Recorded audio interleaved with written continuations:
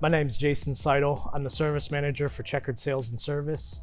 Alongside of preventive maintenance, we do engine overhauls, anywhere from between minor repairs to full end frames, and also performance side of things too. One thing we're going to look at today is turbo for an ISX.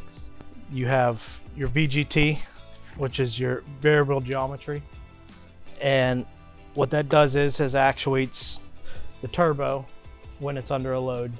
Tells the turbo how much boost to give the engine. It senses speed to see, and the computer calculates all that. A lot of times you'll see oil on failures. You'll see oil coming out around this area here, and that's usually an indication that there's a failure internally, and it's pushing oil past the seals. And what happens is the gears in here will get stripped out, and this shaft right here also will freeze. Unfortunately, these are not rebuildable. So you're looking at a replacement if one goes bad. We are able to service any component on a truck, engines. We do full rebuilds here. We do performance builds here. It all depends on what the customer wants.